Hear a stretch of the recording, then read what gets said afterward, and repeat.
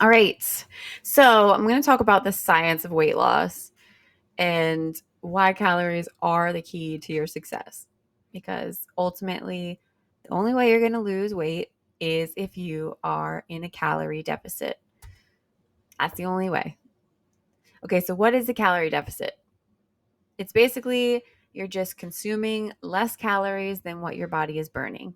And I'll go into more detail about how your body burns calories, how you can create more of this calorie deficit through what you're eating and your activity as well. Okay, so on the screen are a whole bunch of different diets or ways of eating. We've got keto, low carb, Atkins, Jenny Craig, Mediterranean diet, DASH diet, Noom. We've got Ozempic, Wegovy. We've got the different injections. We've got Weight Watchers, paleo, the zone diet, intermittent fasting, I know protein. We've got a whole bunch on here. What all these diets have in common is that they use a calorie deficit. You cannot lose weight without a calorie deficit. All of these different diets have different strategies with what you're eating, but ultimately, to lose weight, you have to be in a calorie deficit. So let's talk about that. How do you create a calorie deficit? It is taking what you're intaking minus what you're spending, and you get your deficit. Or if you're intaking more than you're spending, you get a surplus and you're going to see weight gain. So there's different aspects that go into how your body is burning calories. I'm going to talk first about, well, I'll just start from the left side. Okay, so your activity that is not your dedicated exercise, that's me fidgeting in this chair or me walking around a little bit. This is your non-exercise activity thermogenesis, or your NEAT. We always talk about increasing your NEAT activity when you're trying to create more of a deficit and you're already on a good exercise routine. We don't need to be killing ourselves in the gym with a ton of exercise to create that deficit. There's other ways. So this could be as simple as the concepts of parking your car far away and walking more. That's going to help increase your NEAT activity. Going out for a light walk during lunchtime. Just, making sure that you're maybe walking to the further bathroom, like ways that you can incorporate more movement in your day. Dancing when you're in the kitchen, like more movement in general.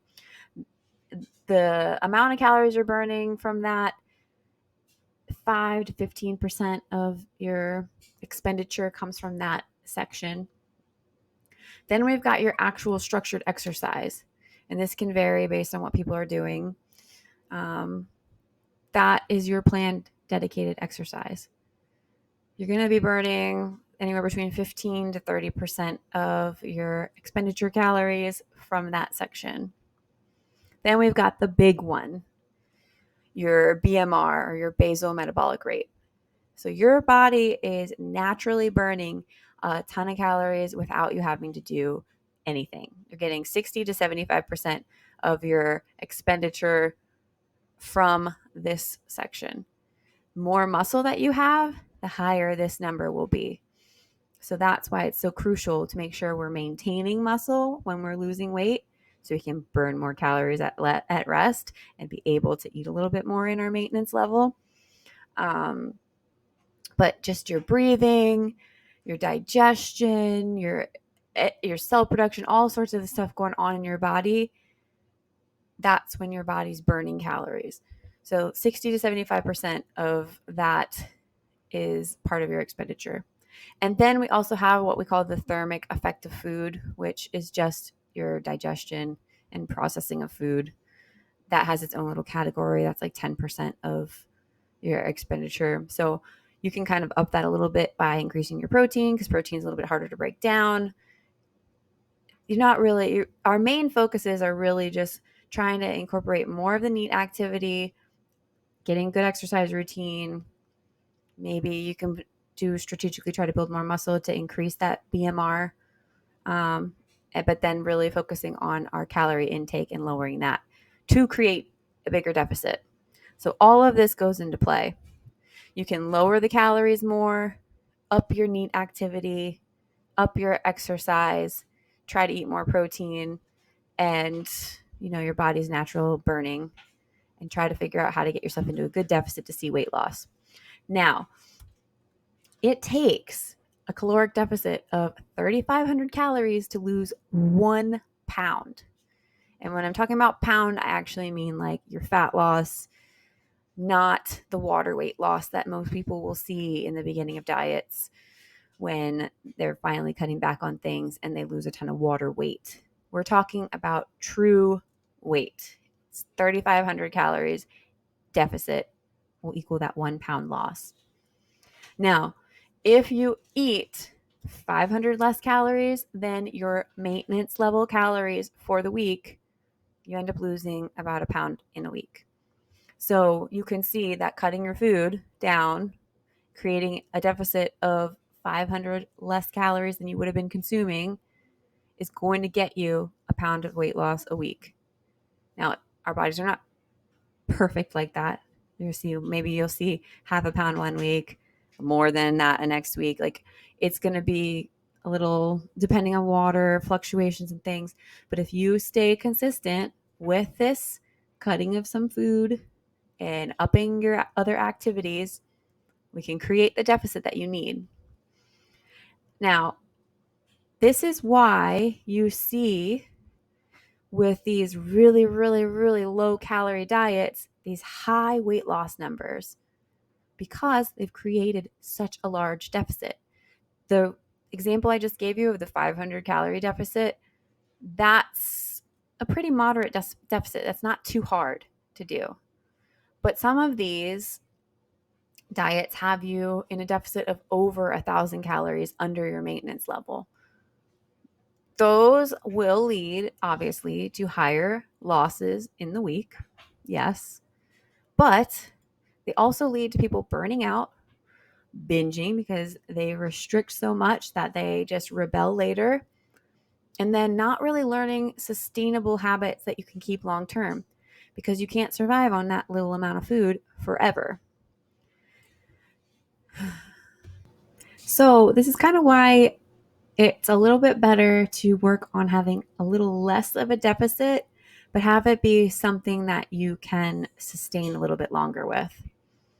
A lot of times also on these super low calorie diets or these fad or crash diets that people try to do, in your mind, you're like, I'm just going to do this temporary. And then I'm going to go back to whatever I was doing before. Like, this is temporary for me. And that mindset of this is temporary and then I'll get back to whatever, that's the reason why people continue to fail over and over again. If you want this to actually work for you long term, what you're doing now needs to become your new normal life. I'll talk a little bit more about that in a minute, but we've got to change this. How you're eating right now is temporary.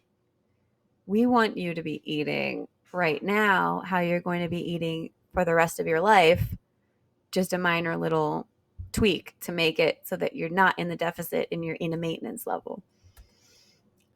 But let's get back to creating that calorie deficit.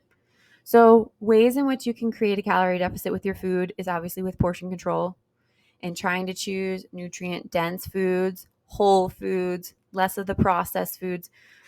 You can fill up a lot on the whole foods because they're not going to have as much calories thrown into them as some of the processed foods.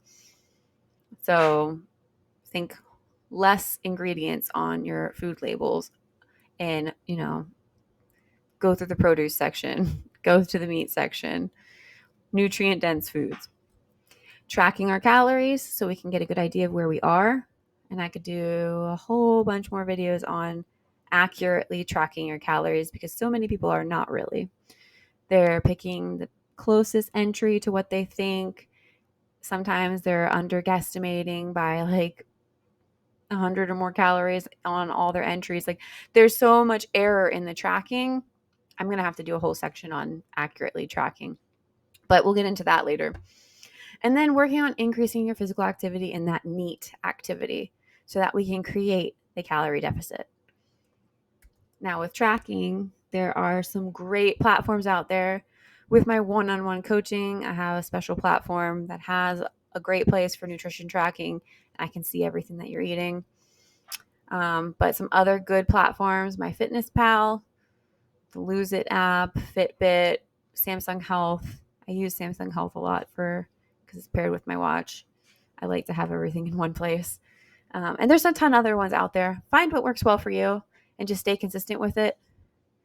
And also to note, when you are tracking your calories and trying to create that deficit and seeing it, don't add back calories for the exercise that you're doing. The exercise that gets logged by your watches is not accurate. Don't subtract calories and try to pad it for more food. Like, scrap that. I think MyFitnessPal does that. It like adds calories back for exercise. Don't do that. That will mess up your deficit and you'll wonder why you're not losing. So don't do that. But all in all, I want you to focus on gradual, sustainable changes so that you can have long-term success. We want to keep the calorie deficit not too severe to where we're going to burn out. We really just want to have the main difference between your weight loss calories and your maintenance calories be one meal or a snack or two that you can add, and that will put you in maintenance. So what I'm saying is you should be basically eating how you're going to eat in maintenance, but just, you took a meal or so out, like a meal or a snack or two out. It shouldn't be that drastically different. If we have good balance with our meals, we're getting the protein we need, we're getting the vegetables we need, the way you're eating in your weight loss should not be that drastically different than your maintenance. It should really just, you'd be like, oh, I get an extra meal right here. And it can be an extra meal that's another balance of more protein, more carbs, fats, whatever. Or even just adding more protein, or even just adding more carbs to up your calories, or adding more fats to up your calories. But we can go into all of that later on. Overall, we don't want an extreme calorie deficit. We just want to create a little bit of a deficit. You stay consistent, the weight will come off. And don't let the water weight fluctuations that happen, especially with women on an ongoing basis, multiple times in the month, throw off your progress. That's why measuring is so important, so you can see the visual inches change when the scale is lying to you and showing you water weight and you think that you didn't lose any weight. And then all of a sudden that water weight's gone and you see the true weight that you're at. And you're like, oh, but so many people sabotage themselves before they get to that point. It's a whole thing. It plays mind games with you. Really, just the key, stay consistent, have a light calorie deficit, and if 500 calorie deficit from your maintenance calories, or even up to 750 calorie deficit, are reasonable deficits. Once you start going above that 750 for your calorie deficit, that's when things start to get a little too extreme, too restrictive, and it leads to that burnout, and that's not great. But like I said, you stay consistent in a calorie deficit and the weight will come off, and it will not be this torturous thing, because it will not be that much of a difference from your weight loss to your maintenance calories. All right. I will see you guys in the next video.